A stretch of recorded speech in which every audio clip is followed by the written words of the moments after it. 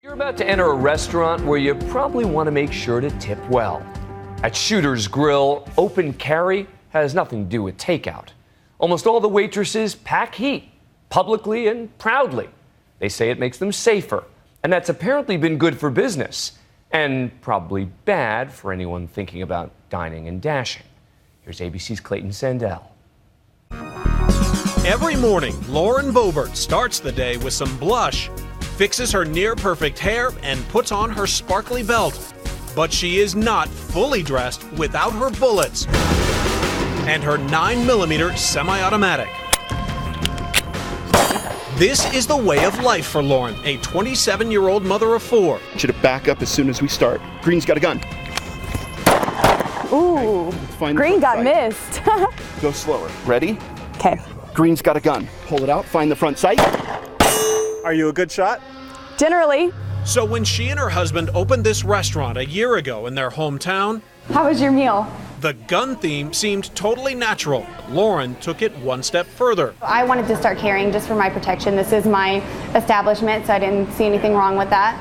I began to open carry, and then my girls started to approach me and ask if they could open carry as well. They call the place the Shooter's Grill. And of course, where else would you expect to find a place called the Shooter's Grill than right off the highway here in Rifle, Colorado? It is a very common thing here. We see people open carrying all the time. We live in Rifle, Colorado. It's a small town. It's a rancher's community. It is like the Old West out here. Nightline ventured to Colorado's western slope to check it out. Inside, the place is packed, and the waitresses packing. What is this?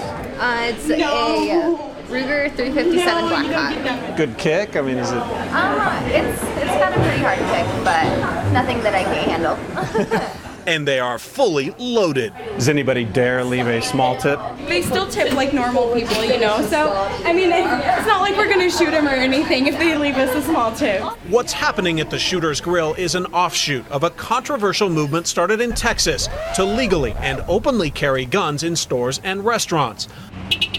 This is probably the safest corner in San Antonio right now. But a growing number of national chains like Target, Starbucks, Chipotle, Chili's, and Jack in the Box have asked customers to leave their weapons at home.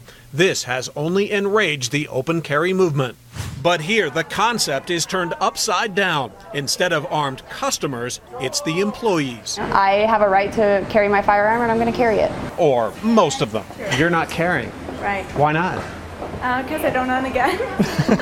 I wish I did, but... Are you the only person in here that doesn't own a gun? No, there's a dog in her. So you're the two holdouts. Yep, we're getting there. We haven't jumped on the bandwagon yet. Okay. All right. Why not? 17. Okay. I can't buy my own. The grill is so popular, We're from Nashville, Tennessee. food sometimes sells out. But most people we met didn't come hundreds of miles for the burgers. We're from Nebraska. Featuring names like the Guac 9 or the Swiss and Wesson. What made you want to come in? The guns. The guns.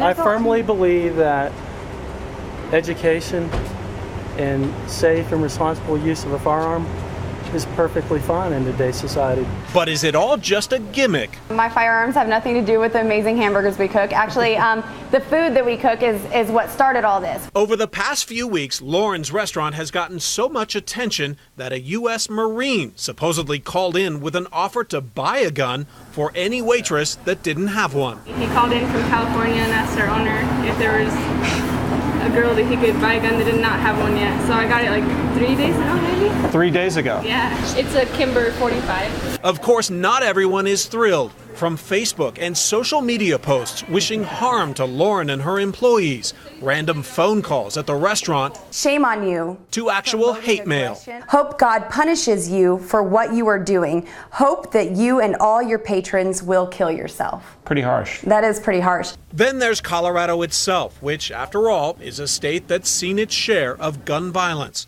The massacre at Columbine High School. That was the weekend before he was killed.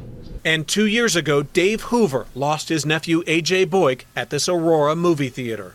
About 2:30 that evening, went to bed, and Teresa called, my sister. She calls, screaming on the phone. I picked it up and I said, what's going on? What's wrong? What's wrong? She says, I don't know where AJ is. I said, he's at the movies. She says, turn on the TV. Get up, turn on the TV, and that's when it hit me. I went, oh, my God. AJ was one of the 12 people killed that night. Hoover argues the Shooter's Grill is glorifying gun culture. This is America. They're allowed to do that. But you can't glamorize the gun. The gun will never be a glamorous thing. It's just an object. Hoover has been in law enforcement for 3 decades. He worries that when shots ring out, more guns equals more confusion for police. I don't know which one's the bad guy, which one's the good guy. I know I'm going to engage the one that's closest to me. And I hope to God that's the bad guy. You never know. People in Colorado, for example, like Aurora families, like Columbine families, who think that this is sort of a normalization of guns in America, which has got this violent undertone to it. What's violent about it? What's violent about law-abiding citizens carrying a gun? A lot of people don't want to be around firearms, don't want their families around it.